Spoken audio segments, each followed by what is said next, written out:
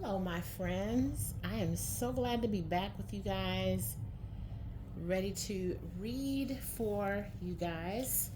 I hope that all is well. Thank you so much to each of you who reached out and encouraged me and shared how much my reading is really helping you. I'm so glad to hear that.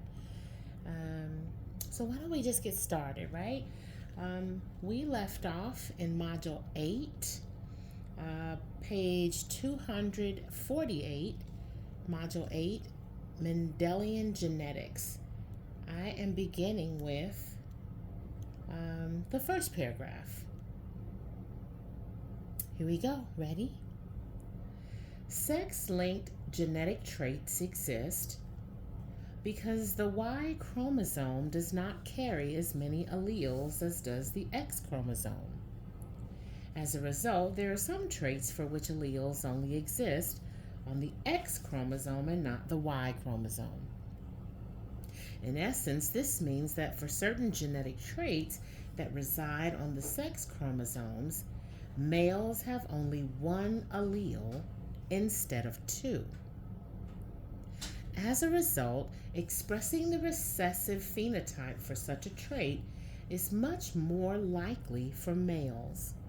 After all, if you have two alleles for a given genetic trait, both recessive alleles must be present for you to express the recessive phenotype. For sex linked traits, however, the male has only one allele. Thus, the male needs only one recessive allele to express the recessive phenotype. Consider, for example, the fruit fly. If you leave fruit exposed for very long, you will most likely attract tiny flies from the genus Drosophila or Drosophila, but I'm going to say it Drosophila. If you examine them under a microscope, you will see that the vast majority have red eyes. A few, however, have white eyes, and that phenotype is much more likely among male Drosophila than female Drosophila. The reason for this is that the eye color allele for Drosophila exists on the X chromosome, but not on the Y chromosome. Thus, to have white eyes, a female must have two recessive alleles. A male, however, has only one allele to begin with. If that allele is recessive, the male's eyes will be white. When a trait is much more prevalent among males than females, it is often governed by a sex-linked recessive trait.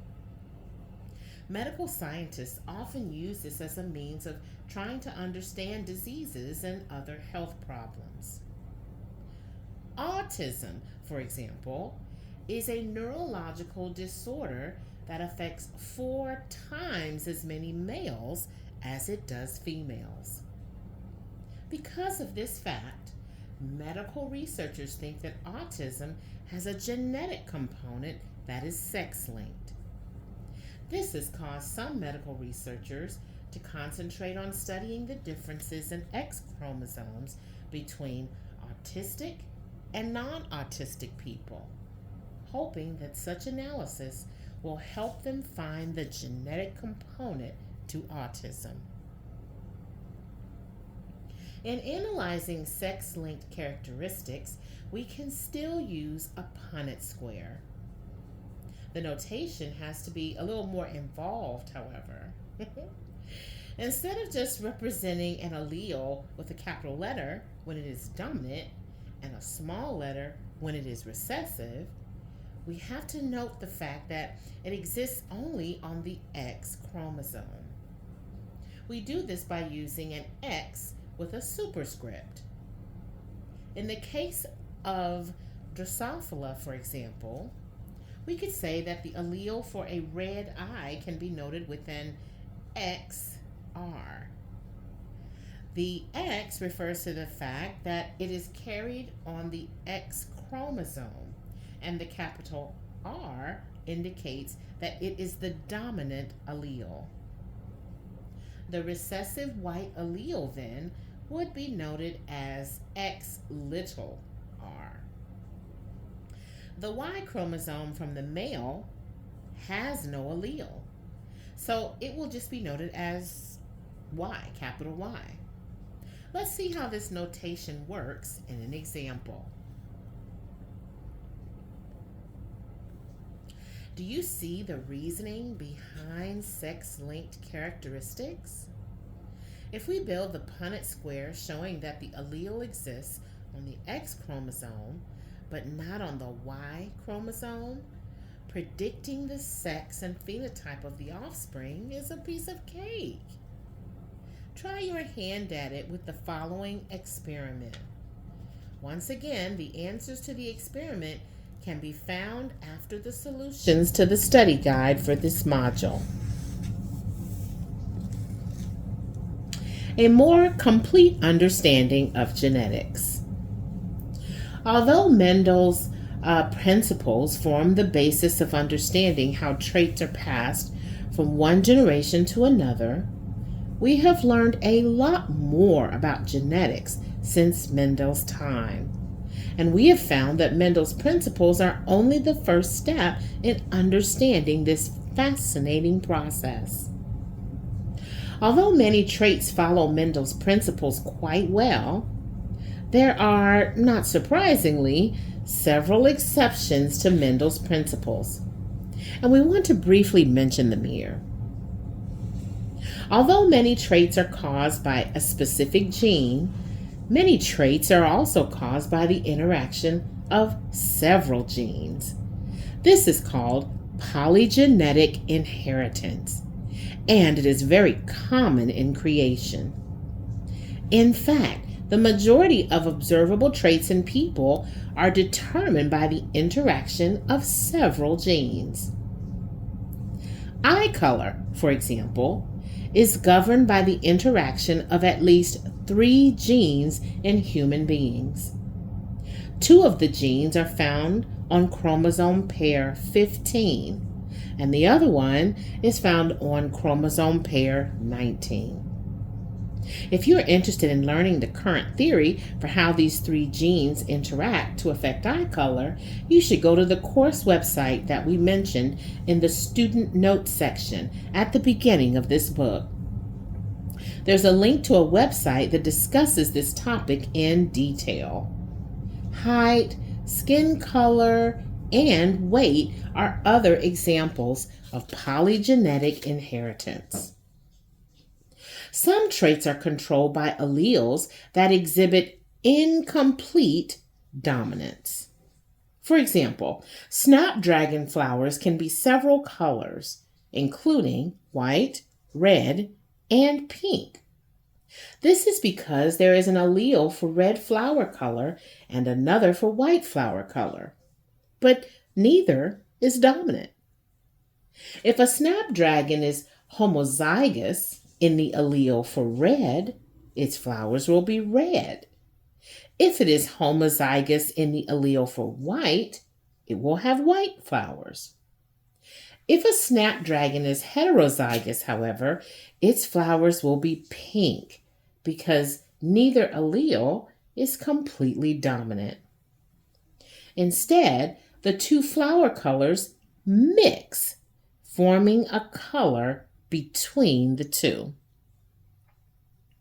In some cases, one set of alleles might affect how another set of alleles is expressed. This is called epistasis, and a good example can be found in mice. There is one set of alleles that determines the coat color in mice. The allele for black coats, capital B, is dominant over the allele for brown coats, little b.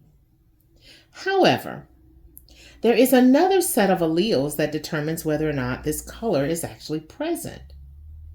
This set of alleles has a dominant form, capital C, which tells the brown black set of alleles to turn on.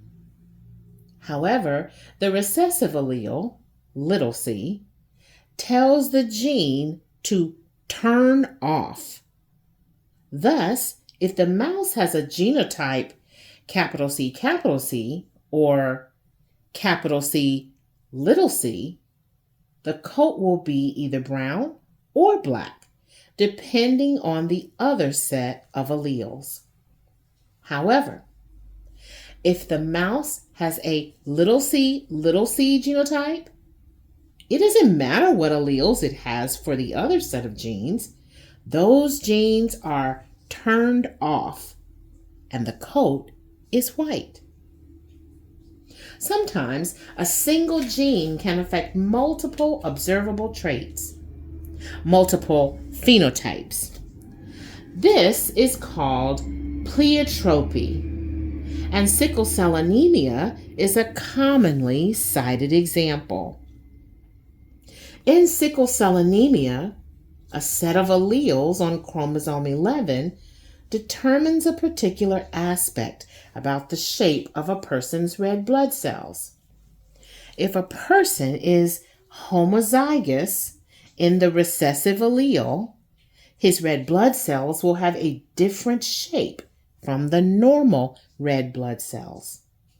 This different shape causes the red blood cells to pile up in the bloodstream, causing blockages and damaging vital organs.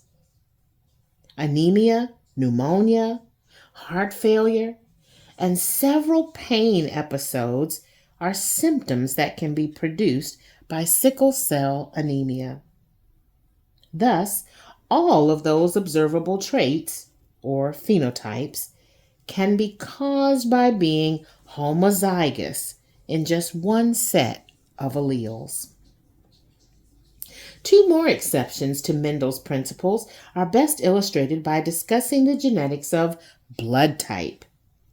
A person's blood type can be A, B, AB, or O. There is also a positive or negative associated with blood type, but we don't want to go into that right now. Whether a person has A, B, AB, or O blood type is determined by one set of alleles. But unlike the alleles that we've been studying so far, there are three possibilities. This is an example of having multiple alleles for a gene. In the case of blood type, there is an allele for blood type A, another for blood type B, and a third for blood type O. Now, of course, a person has only two homologous chromosomes, so she can have only two alleles. There are just three possibilities for those two alleles. The allele for blood type O is recessive to both A and B. Thus, the person with genotype AO will have type A blood, while a person with genotype BO will have type B blood. However, the A and B alleles are not dominant over each other. This is an example of codominance. The A and B alleles are both dominant over the O allele, but they are not dominant over each other. Thus, if a person has the genotype AB, she does not have type A or type B blood. She has type AB blood. How does all this work when it comes to parents having children? Study the following example to find out. Now that you know how blood type is inherited, you might want to know why it is important. Well, the plasma membrane of a person's red blood cells can contain antigens. Antigen, a protein that, when introduced in the blood, triggers the production of an antibody. Remember, your body produces antibodies to help fight off invaders. Type A blood is blood whose red blood cells have type A antigens on their surfaces. As a result, a person with type A blood does not produce the antibodies against the type A antigen. Otherwise, the body would kill its own blood cells. The red blood cells in type B blood have type B antigens, so the body does not produce antibodies against the type B antigen. The red blood cells in type O blood have neither A nor B antigens on their plasma membranes. So a person with type O blood produces the antibodies against both the A and the B antigens. A person with type AB blood has both A and B antigens on his red blood cells, so his body cannot produce either of the antibodies we have been discussing. That's the difference in the blood types. Why does it matter? Well, your blood produces antibodies to fight infection. If you have type A blood, your body does not produce antibodies against A antigens. However, it does produce antibodies against B antigens. Thus, if you have type A blood and are unfortunate enough to get type B blood injected into you, the antibodies you have against the B antigens will help your body destroy the type B red blood cells. They do this by binding to the antigens and building bridges from one red blood cell to another. As a result, the type B red blood cells start clumping together, and that's bad. This clump can block blood vessels, cutting off blood flow to organs and tissues. Thus, you cannot receive blood that is incompatible with the antibodies which are already in your blood. Although the blood types A, B, AB, and O are important, there's one other important thing to consider: the RH factor. The RH stands for rhesus monkey because that's where the factor was first identified. It refers to whether or not another antigen, the RH antigen, exists on the red blood cells. If the RH antigen exists on the plasma membrane of the red blood cells, the blood is called RH positive. If there is no RH antigen on the red blood cells, the blood is RH negative. About 85% of people are RH positive. Since the RH factor is an important description of the blood, whether or not a person is RH positive is usually listed with the blood type. Thus, type O positive blood type, thus, type O positive blood is type O blood, in which the red blood cells have the RH antigen. Type O negative blood is type O blood, in which the red blood cells do not have the RH antigen. How is the RH factor inherited? There is a separate gene that determines whether or not your red blood cells have the RH antigen. The Rh positive allele is dominant, and the Rh negative allele is recessive. Thus, to be Rh negative, you must have an Rh negative allele from each parent. If you have just one allele for Rh positive, you will be Rh positive. Since the Rh antigen is an antigen, antibodies can be produced against it. People who are Rh positive, of course, will not produce the antibody that fights the Rh antigen because a body will not produce an antibody that attacks its own blood. However, People who are Rh negative can produce the antibody against the Rh antigen. Genetic disorders and diseases. Although many of the health problems that exist are due to infectious agents such as bacteria, protozoa, and viruses, some health problems can be directly linked to a person's genetic code.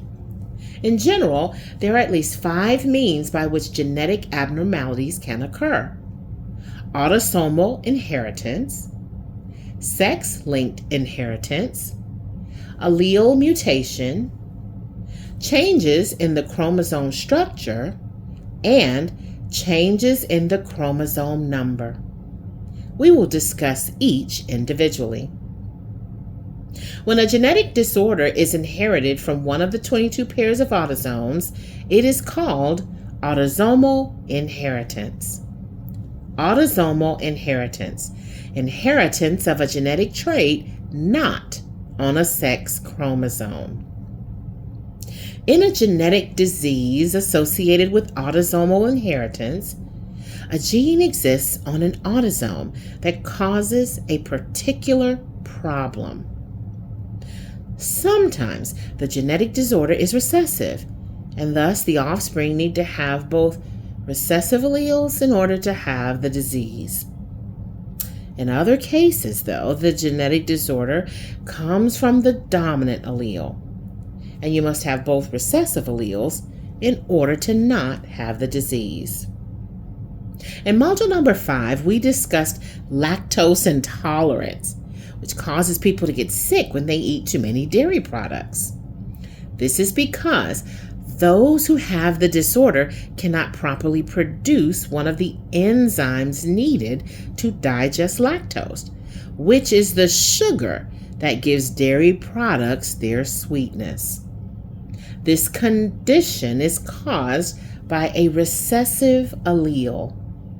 If a person is homozygous in this allele, she is missing a key piece of information for building the enzyme, and as a result, cannot digest lactose properly. Using a Punnett square, you can see that it is possible for 2 parents without this disorder to have a child with it. Suppose we call the allele for lactose intolerance little l. We use a small l because it is a recessive allele. The dominant allele, which keeps you from having the disorder, we will call capital L or big L. Suppose 2 heterozygous parents have children. Since they are heterozygous, neither will have the disorder. However, when they have children, the Punnett square will look like this. While there is a 75% chance of their children not having the disorder, capital L, and capital L, little l will not have the disorder. There's a 25% chance of a child having it. Little l will have the disorder. People who are heterozygous in a recessive genetic disorder are called genetic disease carriers. Genetic disease carrier, a person who is heterozygous in a recessive genetic disorder. Since genetic disease carriers have the dominant allele that keeps them from expressing the genetic disorder, they themselves are healthy. However, as the Punnett square demonstrates, their children can end up with the disorder. Some genetic disorders are actually caused by the dominant form of the allele. Probably the best known case is called Huntington's disorder. The vast majority of people in the world are homozygous recessive in the allele that causes Huntington's disorder. If someone has the dominant allele, however, his nervous system deteriorates rapidly once he hits his 40s. He eventually has trouble doing even the simplest of tasks and ends up dying prematurely. The particularly bad thing about this disease is that anyone who has it is very likely to pass it on to his children, since the allele is dominant.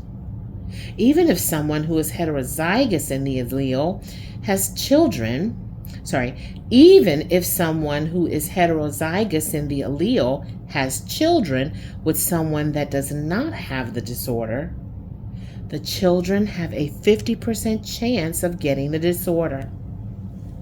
If the parent has the disorder and is homozygous, all of the children will have the disorder.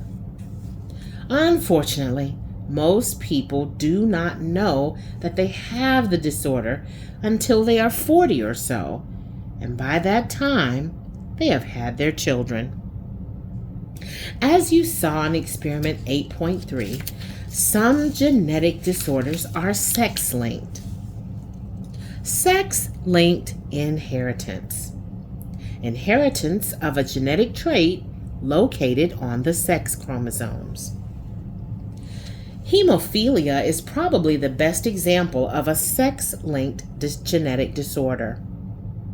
As mentioned in the experiment, hemophilia was particularly well known among the royal families of England and Russia. One reason is that members of the royal family often married their own relatives to keep the bloodline pure. Interestingly enough, this practice enhances the chance of the children having a genetic disease. Since members of a family have similar genetic codes, it is more likely for both parents to be disease carriers or to have the disease if they come from the same family.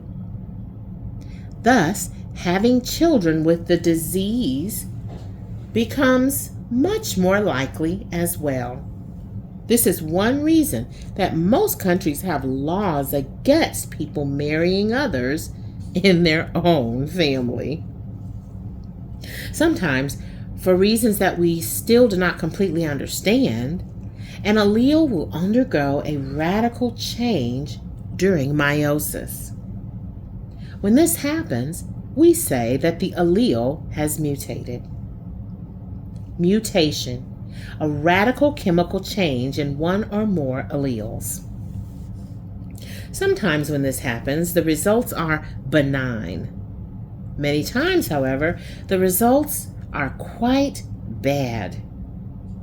Hutchinson-Gilford progeria syndrome, for example, results when an allele on one of the human autosomes mutates during meiosis. A child with this allele ages rapidly. By age 3 or 4, the child has many of the characteristics of a very old person: wrinkles, hair loss, arthritis. Because of their rapid aging, people with this disease die extremely young. The oldest living person with this disease died at age 18. Most die by the time they reach age 10. Another form of genetic disorder comes from a change in the structure of the chromosomes. Change in chromosome structure. A situation in which a chromosome loses or gains genes during meiosis. When a chromosome has too many or too few genes, the body does not understand all of the genetic information.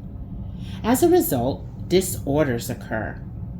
For example, Cri du Chat, commonly called the cat's cry disease, is caused when the 5th chromosome is damaged during meiosis.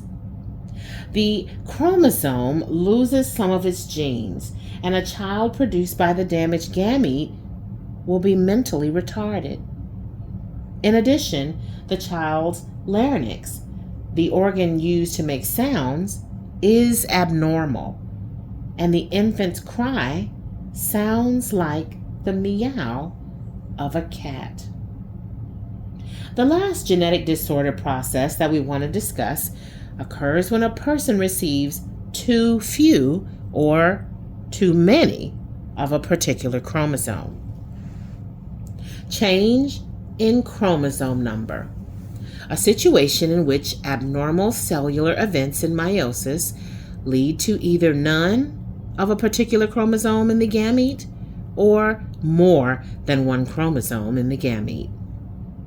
If a gamete that has none of a particular chromosome goes through fertilization, the resulting offspring will not be homologous in that chromosome. Alternatively, if it has two of a particular chromosome, then after fertilization, the offspring will have a total of 3. The results of this can be quite devastating. Down syndrome, for example, occurs when a person has 3 of chromosome number 21. This happens because either the father's sperm or the mother's egg has 2 of that chromosome rather than just 1. Those who have Down syndrome, about 1 in 1,000 of the newborns in North America, are mentally challenged. Their skeletons also develop more slowly than they should. Thus, they are short and their muscles are slack. Great strides have been made in the treatment of those with this genetic disorder. Even though there is no cure, with the proper physical and mental therapy, most people with Down syndrome can lead very happy and productive lives. Summing up, some of the most exciting careers in biology are in the field of genetics, and the research going on is truly remarkable. If you like this subject at all, you might consider doing a little more investigation into genetics and genetic engineering. You can start by visiting the course website that was discussed in the student notes section of this book. It has some links that will lead you to more in-depth discussions of genetics. We will be taking another look at genetics in the next module when we discuss the creation-evolution controversy. The science of genetics has probably done more to illustrate the fallacies in the theory of evolution than any other subject. You will see how in the next module. Before we leave this module, however, we need to re-emphasize something you learned in module number 7. We told you that an organism's characteristics are not wholly determined by genetics. There are environmental factors, and for humans, spiritual factors that influence the makeup of an organism. With all of the talk of Punnett squares and the emphasis on phenotypes that are completely determined by genetics, it is important to remind you that genetics is not the only thing at play. Perform the following experiment to remind yourself of this important fact. Well, my friends, it is good to be back. I'm so glad to read for you. Continue to leave me encouraging comments and let me know if there's anything you need in particular, like if I'm reading too slowly or too quickly. Thank you so much for listening, and I'll see you next time. Bye-bye.